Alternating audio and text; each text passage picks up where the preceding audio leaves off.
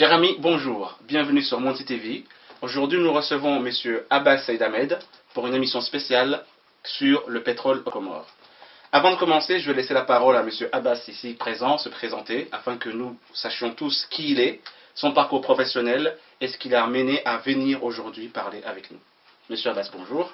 Bonjour, donc peut-être dire que je m'appelle effectivement Saïd Abbas Ahmed et je suis professeur de négociation et de médiation et je viens juste de soutenir une thèse de doctorat en sciences politiques à la Sorbonne et je forme des gens un peu partout dans le monde dans la négociation, la médiation et les questions de résolution des conflits. Et donc j'ai eu la chance de vivre au Congo, Congo-Kinshasa, Congo-Brazzaville, Côte d'Ivoire, Cameroun, Côte d'Ivoire, Sénégal, dans des pays où le pétrole est un enjeu important. Et c'est pour ça que j'ai accepté de venir partager ma modeste expérience par rapport aux questions concernant les hydrocarbures aux Comores. D'accord, donc on va tout de suite commencer avec des questions. Tout au long de l'émission, nous aurons des questions simples et précises afin que nous puissions déjà situer l'histoire du pétrole aux Comores. Donc ma première question sera, depuis quand savons-nous que nous avons du pétrole aux Comores? Déjà, est-ce qu'il y a du pétrole aux Comores aujourd'hui? Parce qu'il y a des rumeurs, des gens qui disent oui, des gens qui disent non. Est-ce qu'il y a du pétrole aujourd'hui réellement aux Comores? Alors, si on se focalise sur les preuves scientifiques, on ne sait pas. On ne sait pas parce qu'on n'a pas foré. Pour être sûr à 100%, il faut forer. Forer, ça veut dire qu'on installe des tours très très grandes que tout le monde verra aux Comores. Et ces tours vont descendre à peu près à 2500-3000 mètres de profondeur. Ils vont percer le sol sous-marin et ensuite on va relever des relevés, c'est-à-dire on appelle ça des carottes. Ce sont des bouts de terre. On va les analyser et dans ces bouts de terre, on va voir la consistance de la teneur en pourcentage de hydrocarbures. Donc, tant qu'on n'a pas fait ça, on ne peut pas dire à 100% qu'on a du pétrole. Maintenant, ce qu'on peut dire, c'est que comme nous partageons une frontière avec Mozambique, avec la Tanzanie, et ça c'est notre façade occidentale de les Comores.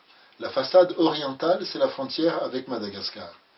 Et comme ces pays ont commencé à forer et qu'ils ont des probabilités ou des certitudes pour les hydrocarbures, on peut dire qu'il faudrait vraiment être malchanceux pour que le pétrole s'arrête à la frontière de la Tanzanie et qui ne vienne pas chez nous, et à la frontière de Madagascar qui ne vienne pas chez nous. Donc, ce que nous disent les géologues, c'est que nous sommes sur la même plaque tectonique. Et donc, les propriétés de la plaque sont identiques. Je voudrais faire une nuance. C'est que aujourd'hui, en 5 ans, la Tanzanie est passée de 0 aux 3e réserve mondiale ou des réserves gigantesques de gaz. Donc, la Tanzanie, la distance qu'il y a entre les Comores et la Tanzanie est tellement petite qu'il a fallu arranger la frontière à l'amiable parce que les distances réglementaires n'étaient pas possibles. En conséquence, encore une fois, nous n'avons pas foré, mais eux ont foré. Et ils ont prouvé qu'ils avaient des réserves de gaz très très importantes. D'accord, donc pour résumer la question, c'est que nous avons du pétrole aux Comores aujourd'hui. Il nous reste juste à forer pour avoir la certitude scientifique ou mathématique que nous l'avons. C'est bien ça? Alors, nous avons, encore une fois, il faut être prudent. Mais les probabilités que le sol comorien soit similaire au sol du Mozambique et de la Tanzanie sont pratiquement de 99%. Et auquel cas, on aura les mêmes propriétés. D'accord. Et depuis quand cette question se pose-t-il? Depuis quand avons-nous ce doute? Depuis quand nous réfléchissons sur la probabilité d'avoir ou pas du pétrole? Est-ce que ça vient d'il y a 2 ans? Est-ce que ça vient cette année? Est-ce que c'est il y a 10 ans? Il y a 20 ans? Depuis quand cela existe? Je crois qu'il faut être honnête. On ne sait pas très bien. En tout cas, moi, je ne connais pas la date avec précision. La première fois que quelqu'un m'a dit qu'il y avait du pétrole aux Comores, c'était à l'époque de Taki. Quelqu'un qui était dans le régime Taki m'a dit il y a du pétrole aux Comores, il y a des hydrocarbures. Parce qu'on parle toujours de pétrole, mais il faudrait plutôt parler d'hydrocarbures, c'est-à-dire gaz et pétrole. Donc, personnellement, la première fois qu'on m'a parlé de façon crédible de l'existence d'hydrocarbures aux Comores, c'est à l'époque du régime de Taki. Maintenant, il semblerait que ça s'est accéléré avec le régime de Sambi. Mais il est fort possible, quelqu'un m'a aussi dit que Azali savait qu'on avait des possibilités d'avoir des réserves importantes. Donc aujourd'hui, ce que nous savons, c'est qu'il y a 2 entreprises qui se sont rapprochées à l'époque du gouvernement Sambi pour demander au gouvernement Sambi des licences pour pouvoir faire de l'exploration.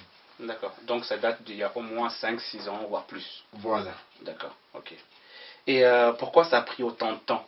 Est-ce que c'est d'une volonté politique, c'est économique, c'est technique, c'est judiciaire, c'est juridique, j'ai envie de dire, ou qu'est-ce qui a fait que ça a pris autant de temps entre le jour où Taki, par exemple, ou son gouvernement, des membres de son gouvernement t'ont affirmé cela, à aujourd'hui? Je pense que c'est tout à la fois l'ensemble de ces obstacles cumulés. Le premier, c'est qu'il faut qu'il y ait une volonté d'un pays d'explorer. Ça veut dire qu'il faut un ministère, il faut une administration centrale, il faut des gens pour s'occuper de la question. Aux Comores, nous n'avions pas ces services. Ensuite, une fois qu'on décide de forer, il faut une connaissance juridique. Quel mode juridique allons-nous utiliser avec nos partenaires? Est-ce que nous faisons une concession? Est-ce que nous faisons un régime où le pétrole est exploité à moitié-moitié? Quelle modalité juridique nous faisons? Ensuite, il faut une expertise technique. Est-ce que nous avons l'expertise technique? Non, clairement, nous ne l'avons pas. À qui nous allons confier cette expertise technique? Ou à qui nous allons confier les moyens pour pouvoir avoir l'exploration? Donc, j'ai envie de dire que c'est à la fois le fait que le pays n'est pas bien organisé pour avoir des services fiables, ensuite le fait que nous ne connaissions pas très bien les potentialités dans la zone, et bien sûr, on parle en millions pour faire du forage. Surtout un pétrole comme éventuellement le nôtre, qui est en profondeur. Et donc, ça veut dire qu'il faut des nouvelles technologies qui, avant aussi, voilà, peut-être une information importante, il y a quelques années, le pétrole qui était en dessous de 1500 n'était pas rentable. C'est parce qu'aujourd'hui le prix a augmenté qu'aller plus bas, c'est encore rentable. Donc, il y a aussi ça. Ce qui fait que ces différentes variables ont fait qu'aujourd'hui, il est rentable d'investir aux Comores. Et clairement, l'État comorien n'a pas les moyens de mettre l'argent sur la table. Donc, c'est pour ça que c'est important. Où se trouvent ces gisements de pétrole? Où se trouveraient ces gisements de pétrole? Sur la face occidentale, orientale, au sud, au nord des Comores? Alors, au jour d'aujourd'hui, selon les dires de ceux qui sont proches du pouvoir aux Comores, déjà depuis 2010, on a mis en place un service au niveau du ministère de la production qui s'occupe des hydrocarbures. Et donc, selon les gens dans ce ministère, la façade occidentale, c'est-à-dire la partie en face de Mozambique et de la Tanzanie, il y aurait là les réserves les plus importantes en gaz. La façade orientale, c'est-à-dire la partie Mayotte, Madagascar, il y aurait le pétrole. C'est ce qu'on nous a dit au jour d'aujourd'hui. D'accord, d'accord. Okay. Et quelle est leur importance? Parce que là, vous nous avez dit qu'en Tanzanie, ils auraient les 3e gisements de gaz au monde, ou d'hydrocarbures. Est-ce que nous sommes dans ces eaux-là en termes d'importance concernant nos gisements, ou moins On pense que les Russes et les Qataris sont devant en termes de quantité. Et on pense que les gisements qu'on vient de découvrir dans l'océan Indien, ça inclut donc la Tanzanie, un peu du Kenya et la Mozambique, il y aurait là vraisemblablement les 3e gisements les plus importants aujourd'hui. Après, c'est à partager entre les pays riverains de l'océan Indien. Pour le gaz, pour le pétrole, les gens disent qu'il y aurait aux Comores 6 champs. Ce sont des grandes surfaces qui sont plus grandes que l'île de Ngazidja, qu'on partage en carré, et on décide d'explorer dans les zones.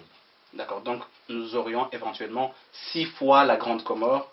Oh, moi je pense que c'est beaucoup plus grand que la Grande Comore. Donc, okay. 6 fois, un champ, c'est beaucoup plus grand. C'est beaucoup plus grand, ok. Donc, ouais. Plus de 6 fois la Grande Comore. Voilà, ce sont des surfaces énormes. D'accord. Okay. Maintenant, on ne sait pas la composition, parce que vous pouvez avoir un côté où il y a 30%, 20%, 15%, okay. Et un endroit où il y a 70%, 80%, 90%. Et quand vous devez forer, naturellement, vous allez forer là où il y a les plus grandes teneurs élevées. Parce qu'à 20%, ce n'est pas rentable à cette distance-là. Donc, on ne connaît pas encore la topographie exacte de l'endroit, mais on a une idée parce que c'est un peu facile de faire voler un avion, et l'avion envoie des sondes, et les sondes vous donnent une lecture du sol.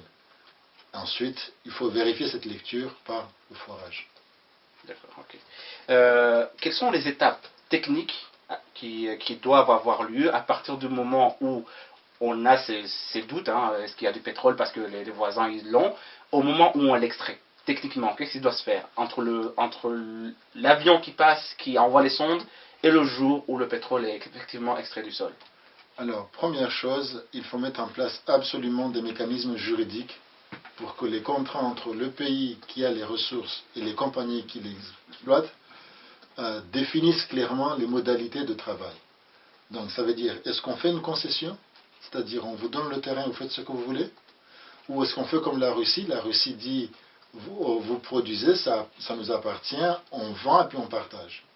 Ou est-ce qu'on partage seulement le brut? Une fois que la compagnie qui va venir, elle va mettre de l'argent sur la table. Donc, il faut d'abord définir ces modalités. Une fois qu'on a défini ces modalités, il faut aussi donc, avoir un code du pétrole. Au Comores, maintenant, il y a un code du pétrole. Est-ce que ce code est à l'avantage des Comores? J'en doute fort.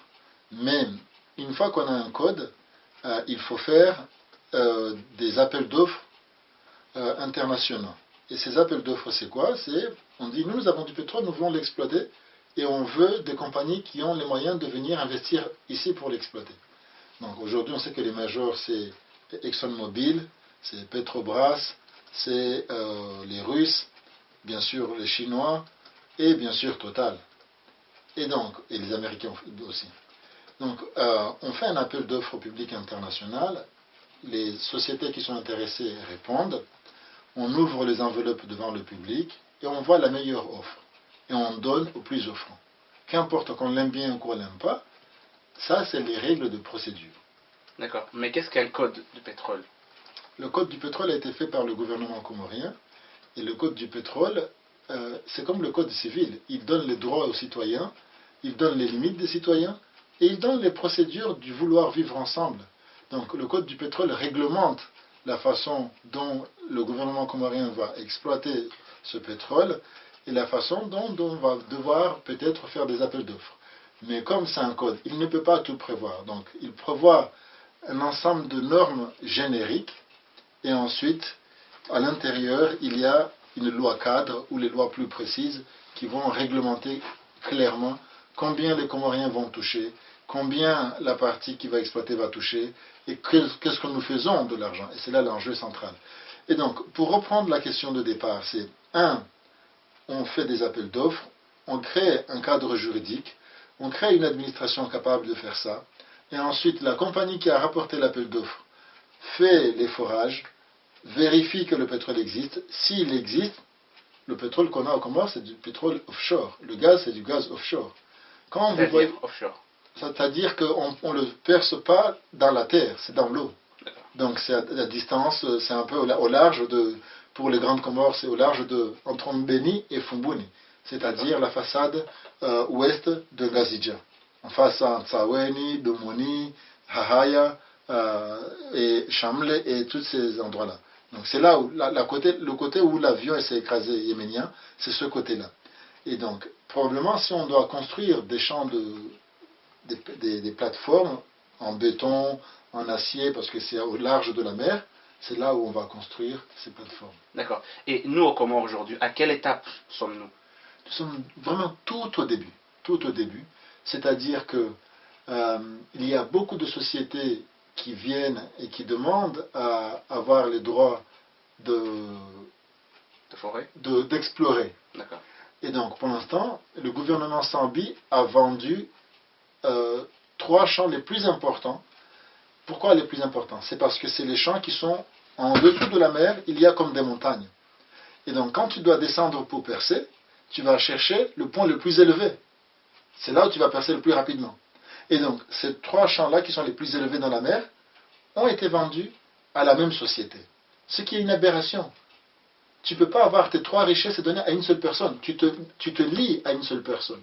Quand tu es intelligent, tu donnes un champ à X, à Y et à Z. Donc, ça c'est une première chose. Mais le problème c'est que notre ministre des hydrocarbures et le ministre des Finances ont vendu les mêmes, ont signé des contrats sur les mêmes parcelles. Ce qui fait qu'avant même d'avoir exploré, on est en conflit avec 2 compagnies et on doit essayer de clarifier qui a le droit d'explorer. Parce qu'on ne peut pas avoir 2 licences sur le même espace. D'accord, mais avant d'arriver à tout ça, vous nous avez expliqué qu'il doit y avoir un appel d'offres, un cadre juridique, et puis après on arrive à l'étape de l'exploration, du forage, etc. Est-ce que nous avons tous ces cadres juridiques qui nous permettent d'arriver effectivement à l'exploration et au forage? Pour l'instant, il n'y a pas eu l'appel d'offres parce que c'est quelqu'un qui a eu vent de tout ça et qui est allé donner un peu d'argent au régime précédent. Et le régime précédent lui a facilité les choses. La chance que nous avons aujourd'hui, c'est que la loi n'est pas encore passée devant le Parlement pour avaliser ce que le régime précédent s'est engagé à faire. Et donc, à ma connaissance, ce n'est pas passé parce que le président actuel a bloqué le processus. Maintenant, la question que je me pose, est-ce qu'il a bloqué parce qu'il voudrait un meilleur deal pour le gouvernement comorien et le peuple comorien? Ou est-ce qu'il a bloqué parce qu'il soupçonne son prédécesseur d'avoir pris une énorme enveloppe de bakshish et il voudrait avoir son enveloppe? Ça, je ne peux pas le dire. Et donc, prêtons-lui le doute. Peut-être qu'il est un bon nationaliste et il veut faire bien les choses pour le pays. D'accord. Mais normalement, quelles sont les autorités politiques qui doivent être en charge de ce dossier, normalement, dans un cadre légal, tout à fait.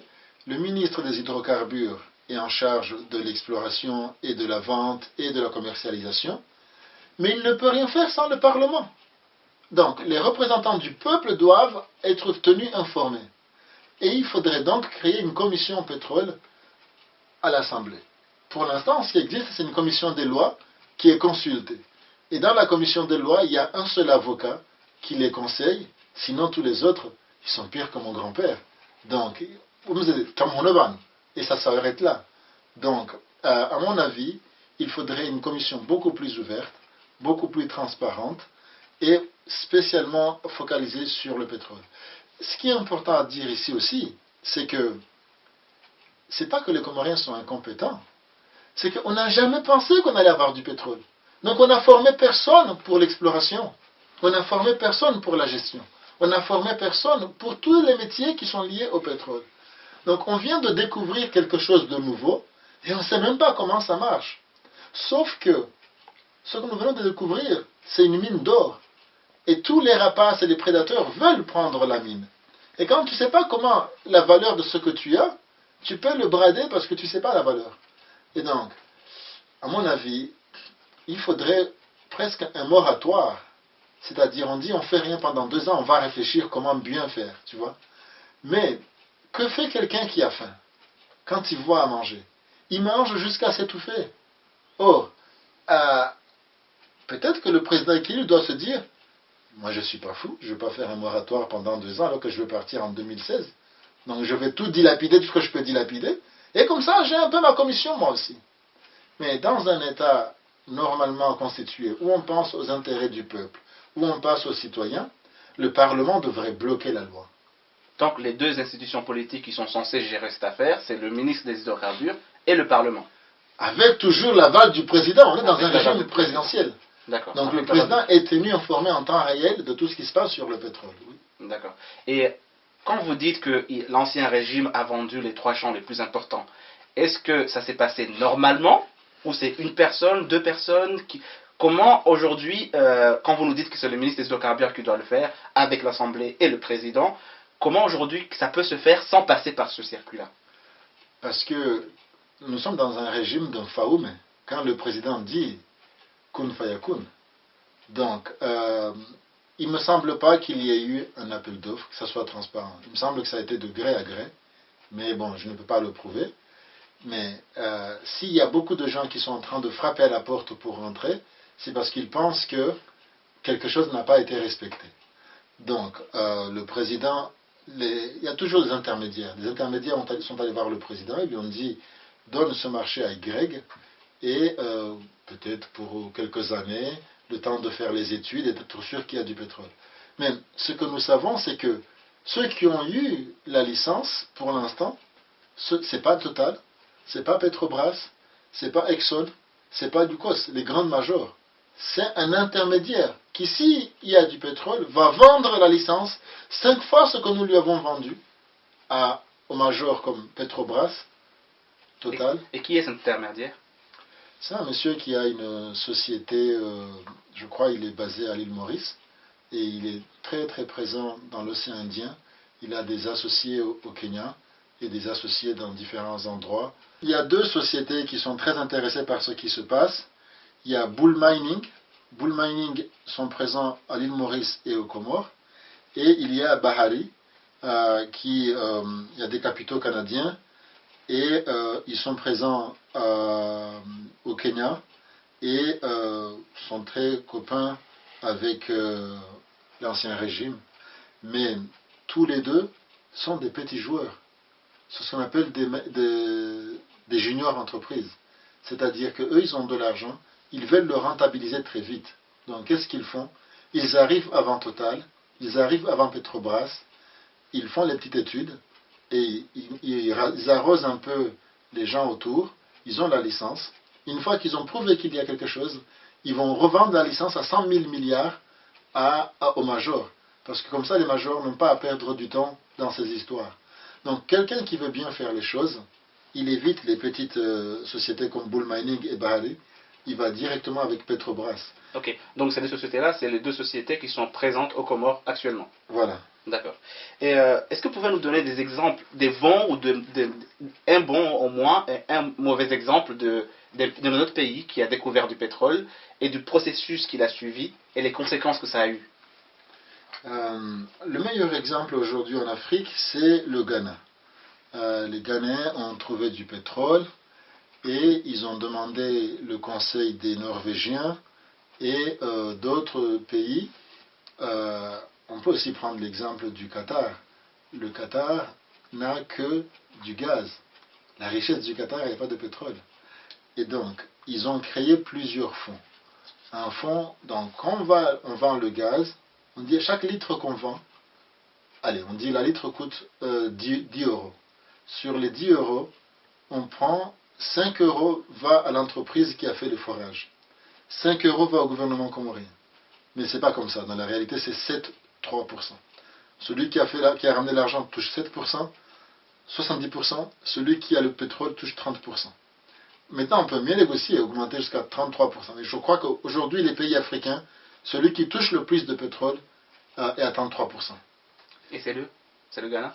Il y a le Ghana. Congo-Brazzaville, ils étaient très loin, mais ils ont beaucoup monté. Celui qui est le plus loin, c'est le Gabon. Le Gabon, ils se sont vraiment fait avoir, et on dirait qu'ils sont contents de se faire avoir. Mais bon, ça, c'est pas notre problème. Ce qui nous concerne, c'est que, une fois qu'on a les 33%, c'est pas 33% de 10 euros, c'est 33% de millions, et parfois de milliards. Donc, qu'est-ce qu'on fait? Est-ce que ton père va mettre dans sa poche? Est-ce que mon père va voler ça pour lui tout seul? Ou est-ce qu'on décide, nous tous ensemble, de réfléchir comment on utilise 33% de 2 millions? 33% de millions qu'on cumule chaque mois. Parce que si on a beaucoup de barils, on va produire chaque mois pendant peut-être 50 ans. Dans un petit pays où il y a moins de 800 000 habitants, si on dit, voilà, sur les 33%, ça va au trésor public. Et maintenant, comment on repartage ça? Eh bien, on va créer un fonds pour les mamans. Comme ça, chaque maman qui a un projet... Revenons sur l'exemple de notre pays, avant de revenir chez nous. Donnez-nous l'exemple d'un pays et de comment il a fonctionné. Le meilleur exemple aujourd'hui, c'est la Norvège. D'accord. Comment la Norvège s'est pris avec? C'était un pays de pêcheurs. Ils pêchaient le hareng, c'est tout. Il n'y avait rien. Okay. Ils étaient pauvres. Dans les années 70, ils découvrent du pétrole. Ils disent, avant de l'exploiter, on va réfléchir. Ils ont pris le temps. Ils ont créé des commissions au Parlement, des commissions dans les universités, des commissions dans les paroisses.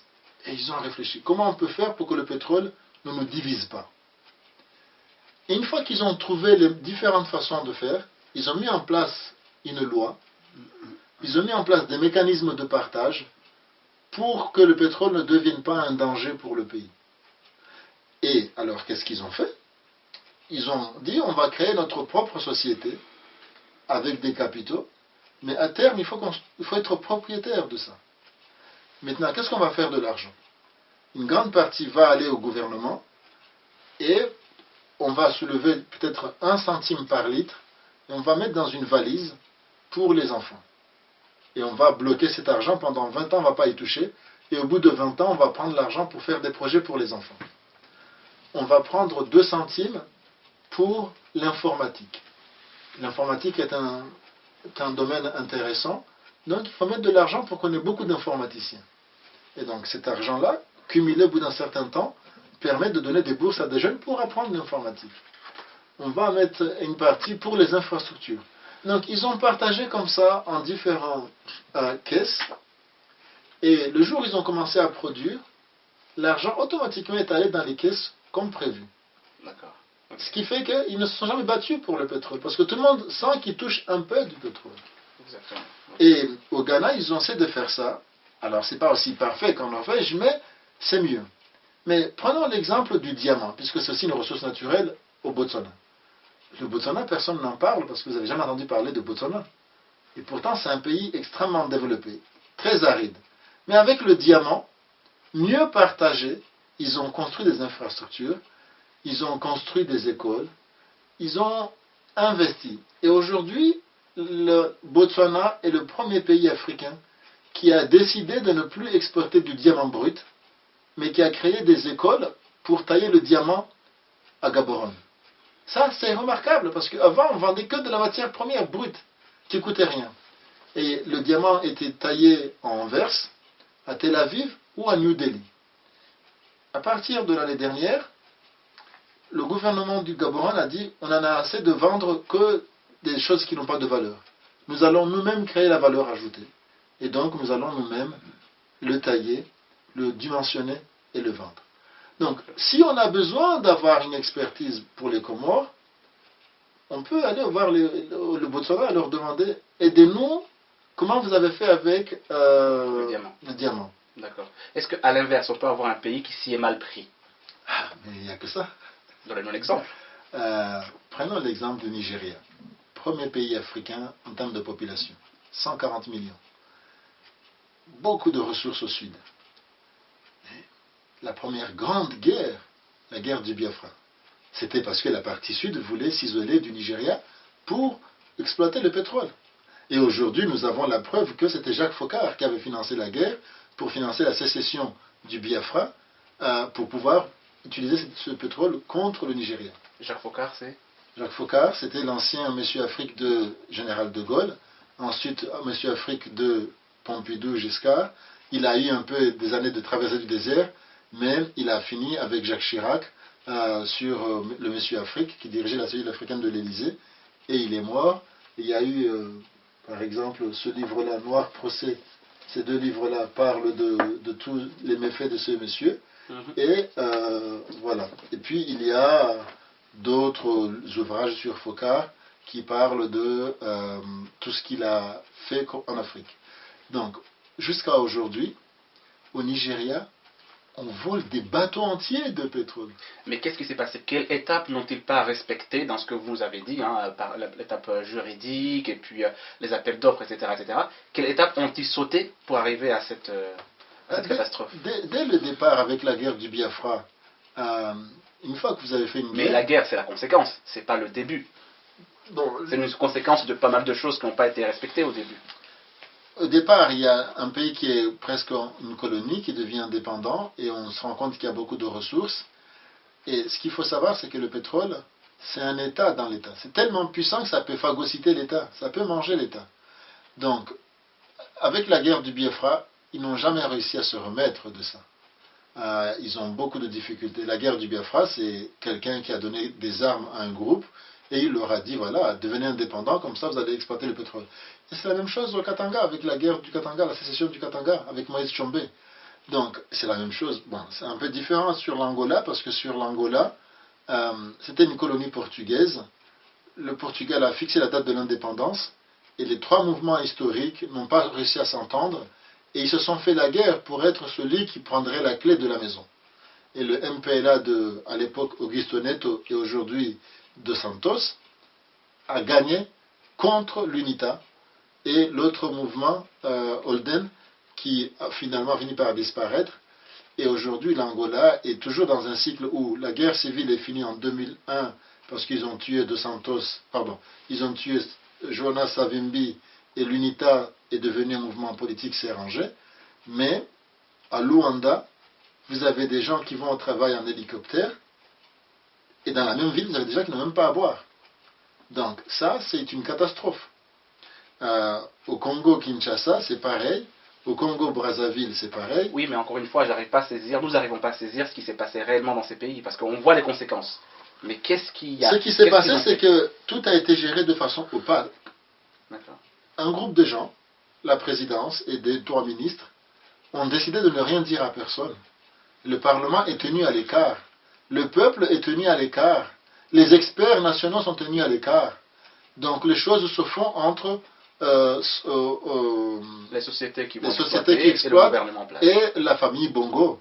Donc le pétrole, le Gabon, c'est une éponge à pétrole. Et comme vous savez, j'ai travaillé au Parlement français et je voyais des projets où le Gabon demandait des routes à l'AFD, alors que c'était un petit émirat de moins de 1 million d'habitants, gorgé de pétrole. Mais le pétrole, Bongo pouvait s'acheter des châteaux avenue Hoche à Paris, et il n'y avait pas de clinique ou d'école, parce que ce n'était pas géré de façon transparente. C'est très très opaque. D'accord. Et nous aujourd'hui, les Comores, où est-ce qu'on se situe sous le curseur entre la Norvège et le Gabon, par exemple? Pour l'instant, malheureusement, on est en train d'emprunter le chemin du Gabon. Parce que jamais les autorités comoriennes n'ont dit aux Comoriens de quoi ils relèvent. Moi, je n'ai pas eu une déclaration des ministres, encore moins d'un président, disant « Mes chers compatriotes, il semblerait que voici ce que nous savons. » Non, c'est très opaque. On sait qu'il y a un procès parce que l'avocat du gouvernement comorien, chaque mois, va en Angleterre, mais on ne sait pas pourquoi il va là-bas. Donc, quelqu'un m'a dit, mais aucune autorité n'est allée à la radio ou à la télévision dire « Oh, notre avocat va en Angleterre parce que. » Donc, tout est opaque. Tout ce que je vous dis là, c'est parce que j'ai fait des entretiens avec des gens quand j'étais aux Comores cet été. C'est parce que j'ai rencontré des gens en France qui sont spécialistes du pétrole, qui m'ont donné les informations. Mais, officiellement, il n'y a rien aux Comores. Donc tout le monde est au courant, sauf le peuple comorien. Je pense, en tout cas, pas officiellement. Officiellement, on n'a rien dit au peuple comorien. On n'a jamais communiqué sur ça. On n'a jamais démenti ou infirmé quoi que ce soit. Donc c'est un blackout total pour l'instant. Okay. Et aujourd'hui, dans le gouvernement en place, ou dans celui, et aussi ceux qui les ont précédés, qui normalement est responsable de ça? Donc vous nous avez parlé, vous avez dit que dans un cadre juridique normal, dans un cadre légal, c'est le ministre des hydrocarbures, des finances et le président. Voilà. Est-ce que c'est comme ça que ça se passe aujourd'hui au Comores? Aujourd'hui au Comores, le ministre des hydrocarbures a encore la signature, mais il ne signe rien sans consulter le président. Et nous savons aussi bien que le ministre des Finances est très puissant, donc ça se passe à 3. D'accord. 3 hommes décident de l'avenir de tout un peuple. D'accord. Et aujourd'hui, vous nous avez dit qu'au début, que l'ancien gouvernement, le gouvernement Sambi, a vendu les 3 champs les plus importants. Ils ont fait une concession. D'accord. Voilà. Oui. Et c'est jusqu'à quand la concession? Elle dure combien de temps? Mais tant que ce n'est pas signé par le Parlement, elle n'est pas effective. C'est ça qui est bien. Donc, ces sociétés-là ne pourront pas exploiter. Tant que ce n'est pas signé par le Parlement, non. Donc, et comme ce n'est pas signé encore, ils ne peuvent rien faire. Oui, mais nous savons que la prochaine session parlementaire, chaque député va recevoir une enveloppe et la loi va passer. Mais ça, on ne le sait pas encore. Pour l'instant, ce n'est pas le cas. Pour l'instant, ce n'est pas le cas. D'accord. Oui. Donc, pour l'instant, ce n'est pas le cas. Et nous, aujourd'hui, est-ce que tout est perdu ou il y a un recours? Ah non, jamais rien n'est perdu. Ok. Qu'est-ce qu'on pourrait faire, par exemple? Là, aujourd'hui, vous nous dites que voilà, les 3 champs ont été cédés à 2 sociétés. Et à une société. À une société. En fait, il y a deux contrats qui portent sur le même objet, avec 2 contrats différents et 2 sociétés différentes sur le même zone. D'accord, ok. Voilà. D'où le déplacement de notre avocat en Angleterre. Voilà. Pourquoi il y va exactement, notre avocat en Angleterre? Et qui est cet avocat là? Il y a un arbitrage entre... C'est comme si, voilà, ce cahier-là, il appartient à X. Et X dit, je le vends à 3 francs. Et Y vient, donne 3 francs à quelqu'un, il lui donne le titre de propriété. Et Alpha vient et donne le même argent et on lui donne un autre titre sur le même domaine. Ok. Donc les deux personnes ont chacun un titre sur ce qu'il faut ce qu'il faudrait faire sur la propriété de la zone. Ok. Et qui a vendu ces deux titres? Il est clair qu'à l'OTAN nous dit que c'est l'ancien ministre des hydrocarbures et l'actuel ministre des Finances qui avaient la procuration sur la signature. Donc, et le président à l'époque, c'était Sambi à l'époque, c'est ça? Euh, Quand vous dites ancien ministre des Hydrocarbures, c'est l'ancien qui gouvernement a précédent? continué aujourd'hui, qui est toujours. Et donc, là, je me souviens plus du nom du ministre des Finances, des hydrocarbures de l'époque, mais c'est le gouvernement qui vient de sauter en juin 2013. Et dans ce gouvernement-là, le ministre des hydrocarbures a engagé la nation sur ces questions-là. Et le ministre des Finances, pareil. D'accord. Mais vous avez dit au début qu'à chaque fois qu'un des partis doit signer ou pour céder une partie ou un champ ou autre, il fallait l'aval du président. Est-ce que c'est le ministre des Finances en question et le ministre des Hydrocarbures a demandé l'aval du président en place? Je n'étais pas dans le secret, je connais la conséquence, mais je ne sais pas la procédure. Il n'y a personne qui sait, il faudrait leur demander à eux. Hein. D'accord. Mais est-ce qu'ils peuvent le faire sans? Normalement, non, mais quand quelqu'un se sent la confiance du président, il prend des initiatives. D'accord. Il ne faut pas la signature du président? Non. Non. Le titulaire, c'est les hydrocarbures. Et ensuite, le suppléant, c'est les finances. Quand le titulaire est malade, dans les organigrammes de gouvernement, il y a toujours un titulaire et un suppléant. Donc aujourd'hui, il est possible de signer la concession d'un champ de pétrole ou de gaz ou autre sans que le président soit d'accord. C'est faisable, puisqu'il n'y a pas besoin qu'il signe. Oui, c'est faisable normalement, mais bien sûr... Non, il n'est pas censé le faire, mais voilà. C'est faisable techniquement. C'est faisable. Après, pour que ça devienne effectif, il faut que ça soit approuvé par le Parlement. D'accord. Est-ce que et ça, c'est quelle loi qui le dit qu'il faut que ce soit le Parlement qui l'approuve? Il y a un code de pétrole de Comores qui est sur Internet. Et donc ce code-là prévoit que l'Assemblée doive approuver toute concession. Ok. Et aujourd'hui, qu'est-ce qu'on peut faire, puisque tout n'est pas perdu? Qu'est-ce qu'on pourrait faire? Moi, je crois que la première chose à faire, c'est que on dit qu'il y a en France à peu près peut-être 200 000 Comoriens. Si chaque jeune de votre génération prend conscience des enjeux, qu'avec ce pétrole, nous pourrions être comme le Qatar, et qu'on pourrait avoir la sécurité sociale pour tout le monde, et qu'on pourrait développer le pays, il faut mettre la pression sur nos autorités pour qu'elles ne fassent pas n'importe quoi. Il faut mettre la pression sur ton père, sur ta mère, parce que nous savons que ces autorités viennent toujours ici pour faire campagne et lever des fonds.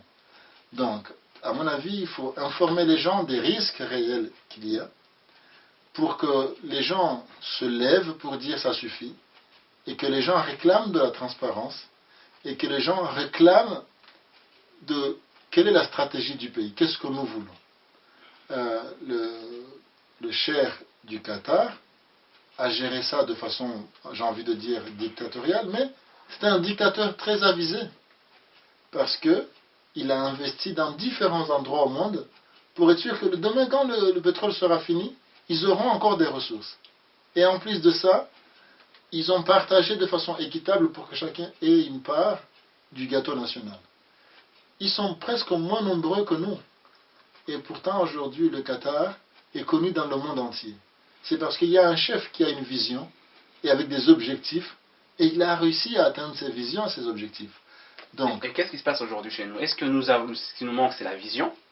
Ou c'est juste la mauvaise foi ou Je ne sais pas, je pense que ce ne sont pas des idiots. Donc peut-être qu'ils n'ont pas envie, ils ont envie de garder juste ça entre eux, et c'est tout. Donc je pense qu'il ne faut pas sous-estimer les hommes politiques comoriens. Ce ne sont pas des idiots. On ne les sous-estime pas, on pose juste des questions, parce que si on se réfère aux différents exemples que vous avez donnés, et que aujourd'hui nous avons découvert notre pétrole, enfin on n'a pas découvert aujourd'hui, mais nous sommes, j'ai envie de dire, un des derniers États peut-être au monde à avoir découvert le pétrole. Nous avons vu beaucoup de pays avant nous, nous avons vu ceux qui ont réussi et ceux qui ont échoué, nous avons vu les conséquences. Donc si on emprunte le chemin de ceux qui ont échoué, nous devons se poser la question, est-ce que c'est là où on veut vraiment en venir? Est-ce par bêtise ou c'est vraiment par méchanceté ou Je ne sais pas, je pense qu'il faudrait aller demander au ministre en question. Moi, en tant qu'observateur, je me contente de voir qu'un ministre prend des décisions en fonction à la fois de ses intérêts personnels, des intérêts du peuple et des intérêts des gens au gouvernement. Donc, le jour où le ministre va être certain que s'il prend des décisions contre le peuple va se soulever, il ne va pas prendre des décisions contre les intérêts du peuple. Nous, on a cette idée de l'isomguanzao. Par la volonté de Dieu, on va tous mourir. Et quand on va tous mourir, alors on ne fait rien. Et on attend que ça se passe. Donc, 3 personnes se rencontrent, décident de l'avenir d'un pays, et tous les autres disent Amen. Donc, peut-être que c'est simplement ça. C'est le fatalisme comorien. Ou peut-être que les Comoriens ont peur parce qu'à chaque fois qu'ils ont voulu manifester, ils ont été bastonnés violemment. Il y a la culture du mercenariat. Les mercenaires ont inculqué la peur dans chaque Comorien. Comment on pouvait comprendre que 5 gars, mercenaires, aient tenu un pays de 78 à 89? Ils l'ont tenu par la terreur. Quand quelqu'un bougeait, il avait une balle dans la tête. Et on ramenait son corps dans tous les villages pour montrer aux gens, si vous bougez, vous allez mourir. Ce sont des vieilles pratiques pernicieuses qui datent de l'esclavage. Le monsieur qui s'appelle Lynch, qui a donné son nom au lynchage, il a dit, prenez l'esclave le plus fort, brisez-lui sa volonté, mais gardez son corps pour qu'il puisse se reproduire et faire le travail qu'il faut. Et pour faire ça, il faut l'humilier devant tout le monde, foutre la trouille dans tout le monde, et détruire son estime personnelle, et ensuite il va obéir. Il ne va même pas se révolter parce qu'il ne pourra jamais se révolter. Et une fois que tout le monde est terrorisé, personne n'a peur. Donc, je ne veux pas dire qu'on a tous des esclaves, mais... C'est tout comme. Non, je ne dis pas ça. Je dis qu'on a peur. Okay. On manque de courage parfois. Je suis allé au Comores cet été, j'ai fait une conférence sur le pétrole, et j'ai eu des menaces. Les gens sont venus me dire, petit, tu vas mourir. Il ne faut pas parler de ça. Ça ne te regarde pas. C'est une conférence sur le thème du pétrole? Au départ, on a voulu l'appeler pétrole au Comores, mais on a tellement foutu la trouille qu'on a été obligé de changer le titre de la conférence. On a appelé ça ressources naturelles et violence, quelles leçons pour les Comores? Alors qu'au départ, on voulait dire clairement pétrole et guerre, quelles leçons pour les Comores? Donc. Et c'est qui les gens qui font ces menaces, ces gens qui. C'est des gens qui sont soit proches des politiciens, soit des gens qui croient bien faire en te disant, tu sais mon fils, c'est pas bien, attention à toi. Donc ils pensent te protéger, mais ils te foutent la trouille en même temps. Quand 5 personnes viennent te voir le même jour en te disant, ton histoire là, vraiment, tu sais, moi j'ai peur pour toi. Toi t'es gentil, si tu vas mourir, c'est pas bien. Hein. 5 personnes qui viennent dire la même chose. Tu te dis, est-ce que moi je suis un fou, ou est-ce que j'ai pas envie de vivre? Et donc tu réfléchis à 2 fois avant de dire les choses. Et donc, nous, au Comores, on a des expressions terribles. On a l'expression Gazjoris. Donc, fais comme les moutons, suis les moutons. Dis rien. C'est pas beau si tu fais ça. Fais comme tous les cons qui suivent le chemin, parce que si tu ne le fais pas, c'est pas beau. Et donc, par toutes ces expressions, on inculque une éducation de l'obéissance aveugle, où il n'y a pas de pensée critique, où il n'y a pas la possibilité de dire mais est-ce que ça c'est vraiment bien pour nous? Ah non, ton père a fait ça, fais comme ton père. Même si ton père est mort pauvre, même si ton père est mort endetté, déshonoré, mais il faut faire comme lui. Et tu n'as pas le droit à l'inventaire. Tu n'as pas le droit de poser des questions. Parce que parce que c'est comme ça. D'accord. Okay. Donc vous nous avez dit, vous avez donné l'exemple des pays qui ont réussi et des pays qui ont échoué avec l'aventure du pétrole. Donc nous aujourd'hui, à supposer que l'Assemblée invalide la concession et que nous ayons le moratoire et que nous devions réfléchir sur ce qu'on pourrait faire aux Comores pour que le pétrole revienne à tout le monde et que tout le monde en bénéficie. Qu'est-ce que vous pourriez nous donner comme exemple de proposition dans ce domaine? Alors il y a clairement 2 structures ou des institutions ou des organisations qui sont là prêts à aider les Comores. Il y a la Banque mondiale, mais la Banque mondiale a une approche pro-entreprise, pro-privé. Et elle va envoyer ses experts qui vont aider les Comores à mettre en place un code, un cadre organique, une transparence et tout ça. Sauf que eux, ils ont une approche ultralibérale en faveur des entreprises. Ensuite, il y a le gouvernement norvégien qui a mis en place des structures qui, elles, sont pro-société civile, pro-gouvernement, pro-pays, et qui peuvent fournir une expertise, parfois gratuite jusqu'au jour où on sera rentable pour pouvoir payer, Et il faudrait les écouter et faire ce qu'ils ont envie de faire. Donc, clairement, la question qui se pose aujourd'hui, c'est que veut l'élite comorienne? Que veulent les responsables comoriens? Est-ce qu'ils veulent faire comme le Qatar, transparent, bénéfique, ou comme la Norvège, où tout le monde a un peu d'argent, tout le monde peut aller à l'école et être éduqué? Ou est-ce qu'on veut faire comme le Gabon, où il y en a qui vont au travail en hélicoptère, et il y en a qui n'ont même pas à boire? Donc, à mon avis, je l'ai dit et je le répète toujours, tu sais, quand tu vas au travail, si tu ne réclames pas une augmentation salariale, jamais le patron il vient te dire « Oh Farouk, je t'aime bien, tu es gentil, je vais te donner 10%. » Non, il faut te battre. Et le peuple comorien doit se battre aussi. Il doit décider qu'il en a marre de mourir de malaria alors que le paludisme a été éradiqué dans plein d'endroits au monde. Il doit décider que quand quelqu'un a mal au ventre, la seule solution c'est de le renvoyer à Madagascar ou à Zanzibar ou en Tanzanie ou au Kenya ou en Égypte ou en Maurice. Il doit décider que on va, d'ici quelques années, avoir assez d'argent pour tous être bien. Mais pour ça, il faut que l'armée soit l'armée du peuple et qu'elle ait envie de rendre les choses transparentes. Il faut que dans les mosquées, on discute de ce qu'on fait du pétrole. Il faut que dans les universités, au lycée, au collège, on discute. Et une fois que le peuple sera conscient, chacun va faire pression sur son député en lui disant « Ne vote pas la loi parce qu'elle est contre nos intérêts. » Toi, tu connais quelqu'un, qui connaît quelqu'un, qui connaît quelqu'un. Il faut lui mettre la pression. Une fois que nous tous, nous en faisons une affaire du peuple comorien, peut-être qu'on pourra devenir comme le Qatar. Donc c'est une question de conscience politique. Conscience politique, Du peuple. leadership des responsables et vision. Où est-ce qu'ils veulent nous emmener? Est-ce qu'ils veulent nous emmener en enfer? Ou est-ce qu'ils veulent nous emmener à un endroit où on sera un peu content d'être dans ce pays? La vision des politiques, ça on ne peut pas le savoir, mais nous en tant que population, ou en tant que jeunes, ou en tant que diaspora, ou ailleurs, les Comoriens de France, ou d'ailleurs, des Comores ou autres, ce qu'on peut faire, c'est juste ça. Mais les propositions concrètement, supposons qu'aujourd'hui, il y ait la réflexion, que nous nous asseyons tous, universitaires, professionnels, le gouvernement et autres, et que nous réfléchissions, comme ils ont fait en Norvège, sur l'utilisation du pétrole. Qu'est-ce qu'on pourrait, par exemple, juste 2-3 idées, je suppose que vous n'avez pas déjà eu... il n'y a pas eu de moratoire encore, mais voilà, juste pour... Qu'est-ce qu'on pourrait avoir comme piste, par exemple? Alors, pourquoi toutes les associations comoriennes en Île-de-France ne feraient pas une journée, disons le 4 avril?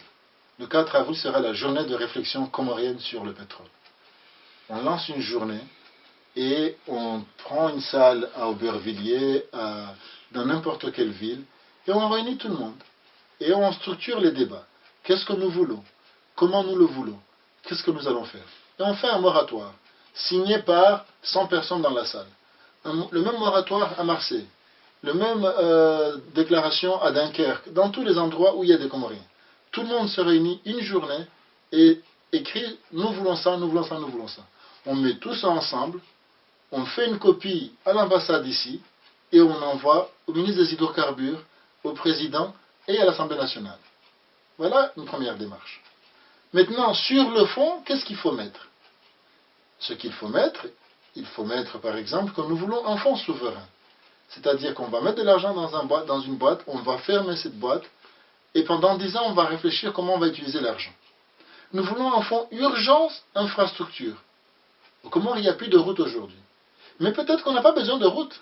Peut-être qu'on a besoin de construire des ports et des liaisons maritimes. Quelqu'un qui est en Béni, au lieu de prendre la route où il y a beaucoup d'embouteillages et des accidents, s'il prend un bateau dans Béni et que le bateau s'arrête à Mitsamihuli, à Nzaouze, à Domoni, à Hahaya, jusqu'à Moroni, c'est beaucoup plus rapide, moins polluant, et il faut juste construire des rades devant la mer. Par exemple. Au lieu de vouloir dire qu'il nous faut des avions pour aller là-bas, il y a des bateaux rapides qui vont en Juin, qui vont à Moélie, qui vont à Mayotte. Donc, il faut un fonds infrastructure. Il faut un fonds pour la santé. Disons que nous allons construire un grand hôpital en Grande Comore, un grand hôpital en Juin, un grand hôpital à Moélie et pourquoi pas à Mayotte. Et il nous faut être créatifs et imaginatifs. Faisons appel à notre intelligence collective. Il y a des brillants Comoriens ici. il y a des brillants Comoriens là-bas. Mettons-les ensemble. Qu'est-ce que nous voulons? Et faisons un plan de développement de maintenant à 2050. Voici ce que nous voulons. Et voici ce qu'il nous faut. Nous voulons un aéroport, parce que l'aéroport de Rahaya, s'il y a un tsunami, il est inondé, on ne peut pas atterrir. Donc il faut construire notre aéroport en altitude, soit au plateau de la Grille, soit au plateau du Kartala. Il nous faut un hôpital pareil. Donc il faut mettre ensemble les intelligences comoriennes. Il y a des géographes, il y a des économistes, il y a des statisticiens, il y a des historiens, il y a des anthropologues. Mettons tous ces gens ensemble. Invitons-les. Pourquoi vous ne lancerez pas, Monty, la journée de réflexion sur les hydrocarbures aux Comores? Vous lancez ça et vous faites une campagne sur Facebook, sur les réseaux sociaux. Vous dites, que veulent les Comoriens du pétrole? Et les gens vont vous dire. Il y en a qui vont vous insulter, il y en a qui vont être sérieux. Mais vous allez voir la conscience du Comorien par rapport à ça. Est-ce que vraiment il est intéressé par ça? Non, non. Lui, il veut que manger son maélé, son machouhouli, et c'est tout. 2020, c'est loin. Ah, la première goutte, c'est 2020. Est-ce qu'on sera encore en vie jusqu'à là? Mais en 75, ils pensaient qu'on n'allait pas arriver en 2000. Et on est encore là. Donc, en 2015, on va faire les 40 ans de l'indépendance des Comores. Et en 2025, les 50 ans. Qu'est-ce que nous voulons faire pour 50 ans d'existence indépendante? Avec la possibilité d'avoir des ressources énormes, mais limitées, parce qu'ils finissent par disparaître. Donc, il faut réfléchir sur la forme, il faut réfléchir sur le fond. Il y a des gens qui sont prêts à nous aider gratuitement. Il y a des associations comme Transparency International qui nous aideraient à mettre en place un mécanisme où on verrait où va l'argent et qui le touche jusqu'à l'utiliser. Mais aujourd'hui, on est parti sur l'opacité totale. Donc en fait, pour résumer un peu la discussion que nous avons jusqu'à maintenant, c'est que ce qui nous manque, c'est la transparence. Et le seul moyen de l'obtenir, c'est que le peuple mette la pression aux dirigeants et à l'élite en place pour que la transparence soit faite, quoi. Oui, parce que, je suis désolé de le dire, mais ça fait 38 ans qu'on est indépendant et nos chefs n'ont jamais voulu être transparents. Seul Ali Swali est mort, et quand il est mort, on ne nous a pas dit qu'il avait un compte à Dubaï, ou aux Émirats, ou ça. Mais, à part Ali Swali, tous ceux qui ont été là, quand ils ont quitté le pouvoir, il y en a qui ont ouvert des hôtels à Zanzibar, il y en a qui avaient de l'argent à je ne sais pas où, il y en a qui ont continué à trafiquer des passeports pour avoir de l'argent. Donc, si on ne leur dit rien, pourquoi ils vont changer? Okay. Il ne se passe pas un mois sans que Al-Watan publie un détournement massif d'argent. Et donc, maintenant que nous n'avons rien, que ces gens détournent, est-ce que vous pensez que le jour où on aura beaucoup, ils vont arrêter? Exactement. Exactement. D'où le réserve qu'on peut poser sur l'idée de mettre un fonds d'argent sur X années avant de... Est-ce que les Comoriens aujourd'hui, est-ce que le peuple aura la confiance pour fermer cet argent-là en se disant peut-être dans 20 ans nous allons, alors qu'aujourd'hui ils voient que même sans rien, il y a ces... Si le Parlement joue son rôle, c'est-à-dire un rôle de contre-pouvoir, si le gouvernement joue son rôle, c'est-à-dire un rôle de transparent, en expliquant aux gens que l'argent est à la Banque centrale des Comores, et que cet argent est là, voici comment ça se passe. Et on informe les gens, on montre, on publie, parce que ce sont des décrets, on publie les décrets, on publie tout ce qui concerne la transparence de la gestion. Les Comoriens sont parfois un peu méfiants, mais pourquoi ils n'accepteraient pas si on leur dit la vérité? Les Comoriens sont méfiants parce qu'on leur a trop menti. On a menti à ce peuple depuis 38 ans. Le jour où on lui dira la vérité, et quand il comprendra que c'est la vérité, pourquoi il mettrait en doute? Mais, comme on les a habitués à une culture du mensonge et du secret, alors ils n'y croient pas. Mais il appartient à nos chefs de nous faire croire que non, ça a changé. Maintenant, c'est différent. Donc, maintenant que vous nous avez donné les exemples des pays qui ont suivi le bon chemin avec l'aventure du pétrole, est-ce que vous pouvez nous dire ce qui nous arriverait chez nous, par exemple, si nous continuions sur cette pente-là? Oh, moi je suis quelqu'un d'optimiste, hein. Je pense toujours qu'il y a toujours de l'espoir. Mais en bon scientifique, si on regarde, si on reproduit les mêmes erreurs que l'Angola, les mêmes erreurs que le Congo, les mêmes erreurs que le Nigeria, il n'y a pas de raison qu'on produise des résultats positifs. Si on fait l'absence de transparence, si on gère ça par le président et ses frères et ses copains, si on gère comme Bongo, comme Dos Santos, comme les autres, il est fort possible qu'on produise les mêmes résultats, c'est-à-dire guerre civile, c'est-à-dire séparatisme, c'est-à-dire extrême pauvreté et extrême richesse, c'est-à-dire les mêmes choses qui font que ailleurs on se bat. Donc, avant on n'avait rien. Et nos frères, pas tous nos frères, parce qu'il y avait des Anjouanais qui n'étaient pas d'accord avec le séparatisme. Il faut rappeler ça. Tous les Anjouanais n'étaient pas séparatistes. Il y avait un petit groupe qui a voulu se séparer de nous. Et on a perdu du temps, des négociations, beaucoup d'argent pour garder l'unité du pays. C'est très important l'unité. Parce que déjà, une île tout seul n'est pas viable. Déjà, les Comores tout seul, ce n'est pas viable. Encore moins si on fait des petites unités. Donc, il y a un réel risque de séparatisme si les autres îles n'ont pas l'impression qu'elles ont leur part juste. Il y a un réel risque de guerre civile que les gens qui sont sur la façade face au pétrole, si on vient, qu'on ramène des techniciens, parce que il faut dire la vérité, le jour où on va foirer, on ne va pas prendre des Comoriens. Si on ne les forme pas maintenant, ils n'auront pas les connaissances pour aller sur les plateformes. On va ramener des gens du Qatar, on va ramener des gens d'Angola, des gens du Nigeria, mais aucun Comorien n'a l'expertise pour souder du béton à 3000 mètres ou pour souder des rails pour faire une plateforme qui tienne. Donc, soit on commence dès maintenant à envoyer des jeunes Comoriens à l'école pour qu'en 2020 nous soyons prêts, soit on ne fait rien. Pourquoi le gouvernement comorien ne demanderait pas à l'Algérie d'envoyer 25 étudiants pour aller apprendre les métiers du pétrole? Et demander à l'Angola de nous envoyer 25 étudiants pour apprendre l'infrastructure du pétrole. Donc, si on ne fait pas ça, est-ce que tu penses que Chamlé, Mitsamihuli, les villes qui sont en face vont accepter que les gens du Qatar viennent et aillent travailler là-bas? Alors que tu sais très bien que Haï en a voulu mettre en place une centrale pour éliminer tous nos déchets, et elle n'a pas été faite parce que les villageois ont chassé le bulldozer. On a perdu 1 million pour faire une centrale, et donc aujourd'hui on n'a pas un endroit où mettre une vraie centrale, hein, pas un petit truc bricolé vite fait. C'était de l'aide de l'Union européenne. Donc, si les gens se sont battus pour une déchetterie, les gens se battront pour plus. Et donc, ma préoccupation, c'est que, est-ce que nous pensons ce qui va devenir?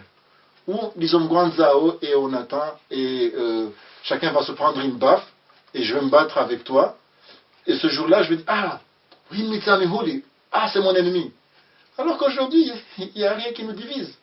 Mais le jour où je vais voir ton père en 4x4, et moi je marchais sur la route avec le soleil qui me fracasse le crâne, est-ce que tu crois que je vais te laisser passer ton 4x4 et moi sur la route?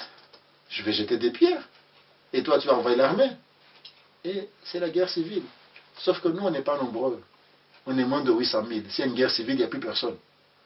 Donc, est-ce que nous acceptons de croiser les bras et que le cyclone va nous emporter? Ou nous réfléchissons, le cyclone va venir, il va être violent. Il faut l'affronter. Et pour l'affronter, il faut réfléchir. Il faut réunir des gens. Il faut faire appel à nos intelligences.